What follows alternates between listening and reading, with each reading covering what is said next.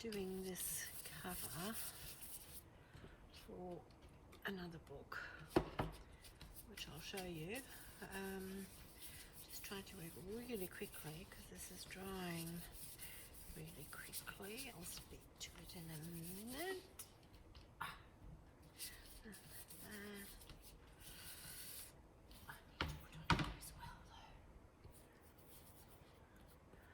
This is bookboard, acid-free bookbinders bookboard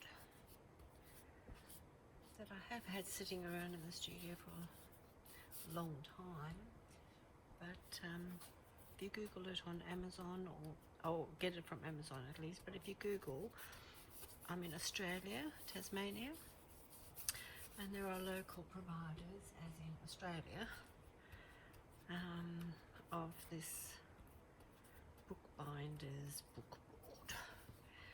To create covers on my other book of prints, mud prints that is. So I've shown you the first one, which was the accordion book fold, and this is the other one, which I haven't shown you yet, but I will soon after this, I think. So I've used beautiful handmade paper with rose petals. As you could see, I glued the paper first, then the board, and am laminating the two together. I've used Liquitex gloss, medium and varnish. You can see it was drying really quickly.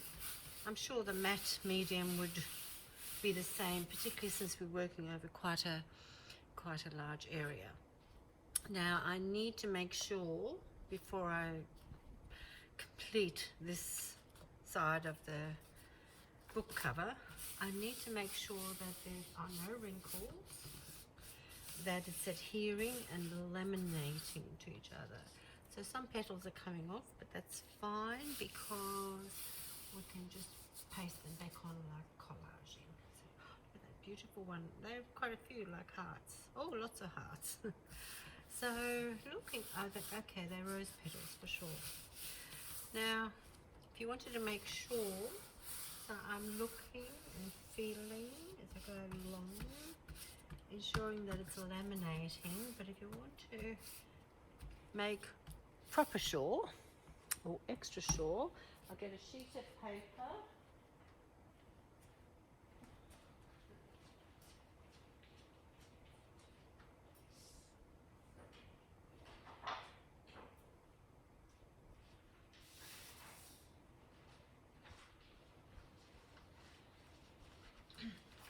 Okay, working on the fly here.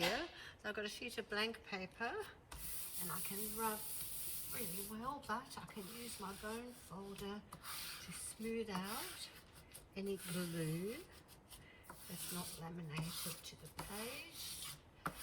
So always working from the center out and in all directions. So I've got a good tight lamination here. Right, I think that feels good. Right, proof is in the pudding. Oh, yeah, you can see how it's starting to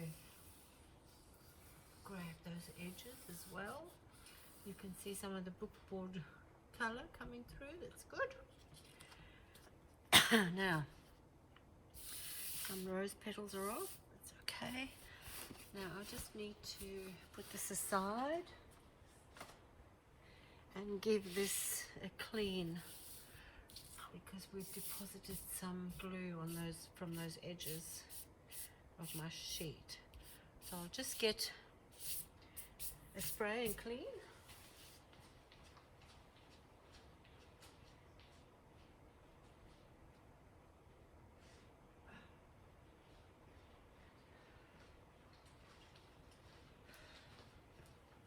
So just cleaning the sheet off. You can see, I don't know if you could see, but I could, the glue shining, shiny on it.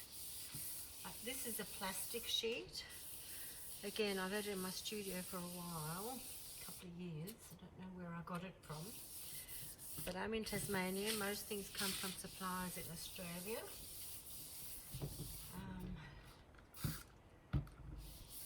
Right, this has got a nice smell to it too. It's a natural by Bosistos. Naturally kills germs, no harmful chemicals, multi-purpose. Eucalyptus is the smell I'm getting. Our gum tree. Okay, so that's clean. I'll just give it a moment to settle as it's a little bit damp. And finish off the cover by folding over the edges. So this is my clean sheet, which I'll use as a scrap. Here is the glued bits we've done. Looking good. Looking good. I showed you the gloss medium and varnish. I actually keep a brush in there all the time, so it stays supple because it's in the liquid. And as you can see, I'm in need of a new jar, a new bucket of this. I use it a lot. It's a good glue. It's great for collage, and it's great on my paintings. It gives that adhesion layer, and I use it on canvas as well as board and paper. Right, so I've got these here as a scrap because we're going to go over the edge of this, some of the board, over the edge. Now usually when I do this, I like to do one edge, it doesn't matter whether it's the short or the long, pull it over, and we're trying to find that lamination again. Oops, another one come off, which doesn't matter. This part is going to be covered by the sheet for the inside of the board. So usually I like to do one side, and rather than going onto the other edges, I do the other side. There's a sort of a stretching thing that's happening, which is what I like.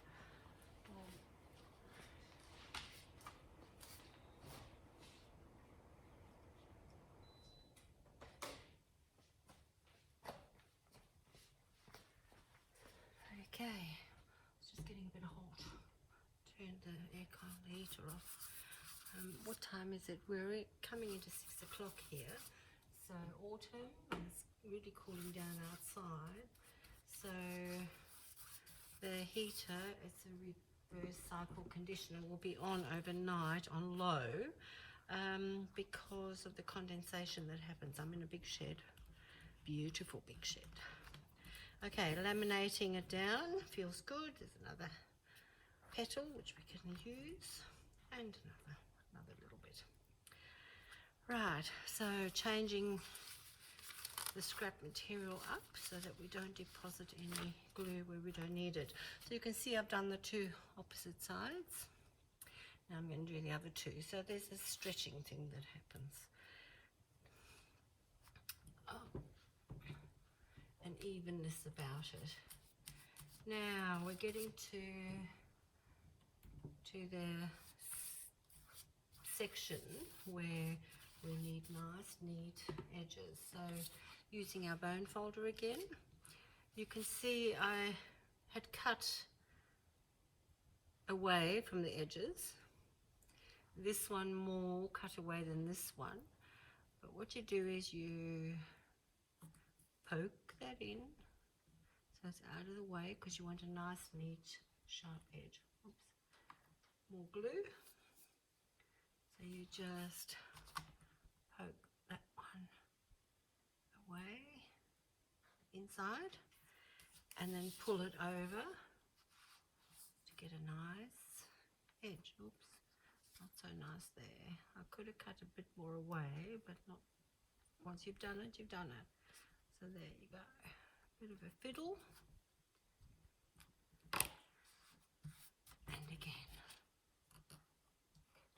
using the bone folder directly on handmade watercolor paper is a bit risky because the paper's wet and it could tear. This is why originally I used the white sheet over the top. So, not bad, the edges, and I can be happy that I'm going to cover the inside board with another sheet. So we'll just do the other side. Go do the other side. So these edges are nicely cut away, not such big ones, edges, which you can see when I start folding back. So get rid of that so it's nice and clean again. And you can see, you just tuck that one in. All the glue's there. You tuck it in. In. And in. Not left-handed. And when you fold over, you've got your sharp edges. Remember when we used to do our school books? Well, I never got them perfect either. Says something. Okay.